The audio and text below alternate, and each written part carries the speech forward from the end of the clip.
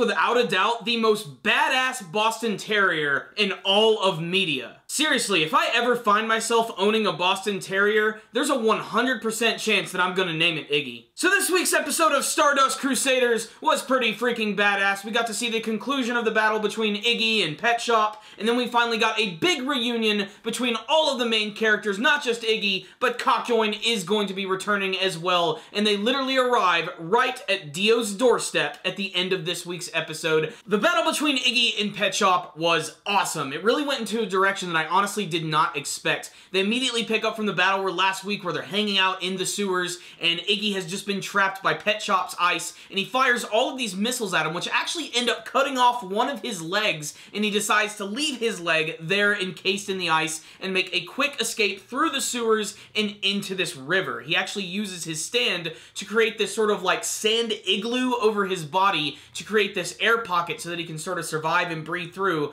The problem is Pet Shop is relentless and decides to chase after him even underwater by diving down, shooting ice missiles at him, and literally burrowing into the ground underneath it just to attack him from both sides at once, by literally trying to crush him with the ice and by trying to hit him with an ice missile. This leads to what is quite possibly the coolest Iggy scene of all time. There's a part where he's basically been cornered, where he's about to be crushed on one side, and Pet Shop is about to blast him with an ice missile. So he basically decides to use the momentum of the crushing ice to push him forward, and he actually bites down on Pet Shop's beak right as he's about to fire the missile. It crushes his beak, and the frickin' missile explodes, killing Pet Shop in a really flashy fashion. All this action is intercut with some flashbacks of Iggy's life when he used to be the top dog in the city until he ended up fighting against Abdul and actually ended up getting caught by him. I gotta say, I really enjoyed seeing a little bit more of Iggy's backstory despite the fact they didn't go too deep in it,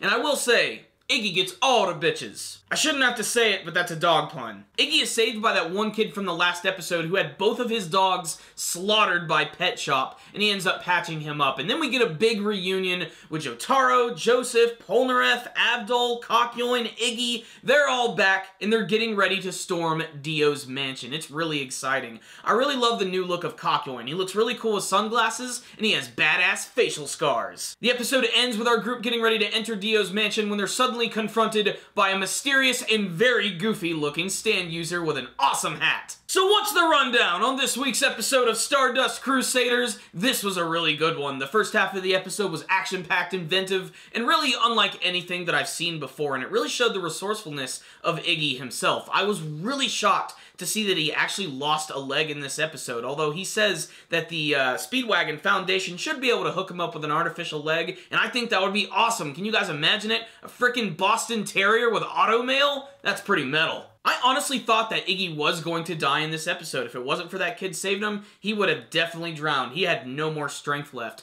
The second half of the episode, though, is just build up, and it's so incredibly ominous. I especially love the slow walk they have up to Dio's mansion. They start to feel the tension in the air, and then suddenly they see the mansion, which has this nasty, menacing aura just coming off of it. It's really awesome, and they're real pumped up. They all have their own reasons and resolutions for why they actually want to kick Dio's ass, and they're really ready to get in there, but they realize if they get in there, it's probably going to be a trap. Remember what Admiral Akbar always said. So basically they decide they're going to make their way slowly in because they're probably going to run into some stand users, and before they can even walk into the door, this one dude just comes floating up who has an incredibly goofy design. He has these weird earrings and this big hat and this weird like face paint stuff on his face. I don't even know what to make of this guy, but he's flying and floating around, and this might actually have something to do with his stand. He might literally be able to float, or maybe he's psychic. I don't really know. All I know is Jotaro and his friends have reached their final destination, and shit about to go down.